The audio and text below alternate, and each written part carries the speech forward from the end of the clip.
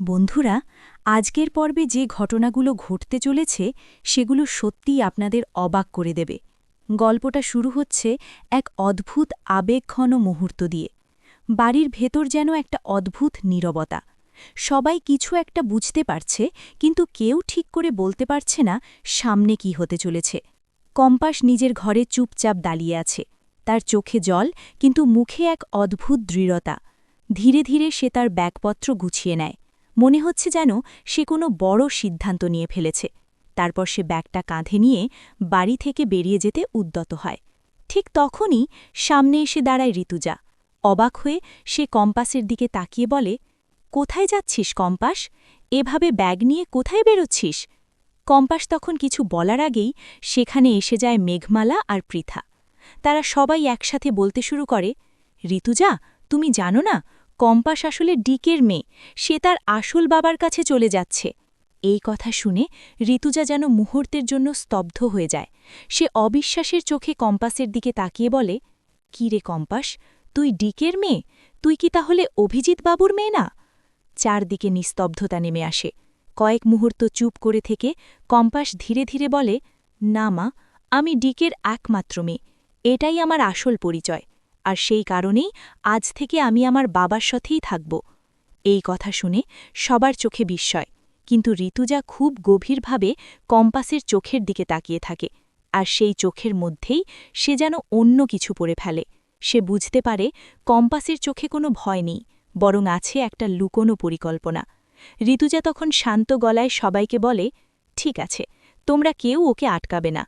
তারপর সে কম্পাসের দিকে তাকিয়ে বলে, "যা কম্পাস, যেখানে যেতে চাস যা, কিন্তু আমি জানি তুই ঠিক একদিন আমাদের কাছেই ফিরে আসবি। আমার মেয়ের জন্য, আমার বৌমার জন্য আমি অপেক্ষা করব।"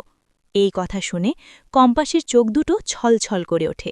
সে মনে মনে বলে, "মা, আমি ঠিক ফিরব তোমার কাছে। আমি জানি তোমরা আমার জন্য অপেক্ষা করবে।" এই আবেগঘন মুহূর্তের মধ্যেই কম্পাস বাড়ি থেকে বেরিয়ে পড়ে। চোখের জল মুছতে মুছতে সে হাঁটতে থাকে। ঠিক তখনই নিচে নেমে আসে বিহান। চারদিকে তাকিয়ে হঠাৎই সে বুঝতে পারে কম্পাস বাড়িতে নেই। সে দৌড়ে বাইরে বেরিয়ে চিৎকার করে উঠতে থাকে, "কম্পাস, কম্পাস!" ঋতুজা দূর থেকে বিহানকে দেখে মনে মনে ভাবে, আমি জানতাম একদিন বিহান ঠিক বুঝবে সে কম্পাসকে কতটা ভালোবাসে, আর আজকেই সেই দিন। কিন্তু প্রশ্ন হল, বিহান কি বুঝতে পারবে কম্পাস আসলে কেন এমনটা করছে? অন্যদিকে দেখা যায় রাস্তা দিয়ে দ্রুত হেঁটে যাচ্ছে কম্পাস। তার চোখে জল, কিন্তু তার মনে একটা বড় উদ্দেশ্য। আর ঠিক তার পেছনেই পাগলের মতো দৌড়াতে থাকে বিহান। সে চিৎকার করে বলতে থাকে, "কম্পাস, তুমি যেও না, আমাকে ছেড়ে যেও না।" কম্পাস মনে মনে বলতে থাকে, "না বিহান স্যার, আপনি আমাকে ডাকবেন না, আপনি ফিরে যান। আমার জন্য আপনাকে কষ্ট পেতে হবে না।" বিহান দৌড়াতে দৌড়াতে হঠাৎই রাস্তার মাঝখানে চলে আসে। আর ঠিক তখনই সামনে থেকে দ্রুত গতিতে একটা গাড়ি আসতে থাকে। কম্পাস দূর থেকে সবকিছু দেখে বুঝতে পারে এক মুহূর্ত দেরি হলেই ভয়ঙ্কর দুর্ঘটনা ঘটবে।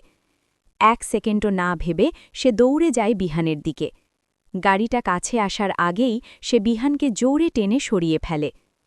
বিহান অবাক হয়ে তাকিয়ে থাকে। কম্পাস রাগে কাঁপতে কাঁপতে বলে, "কি করছিলেন আপনি? পাগলের মতো আমার পিছনে দৌড়াচ্ছিলেন কেন? একটু এদিক ওদিক হলেই তো আপনার কিছু একটা হয়ে যেত।" বিহান তখন গভীর চোখে কম্পাসের দিকে তাকিয়ে বলে, "তুমি কোথায় যাচ্ছিলে কম্পাস? তুমি আমাকে ছেড়ে কোথাও যেতে পারো না, আমি তোমাকে যেতে দেব না।" বিহানের চোখে তখন এক অদ্ভুত ভালোবাসা। সেই ভালোবাসা দেখে কম্পাসের মন নরম হয়ে যায়।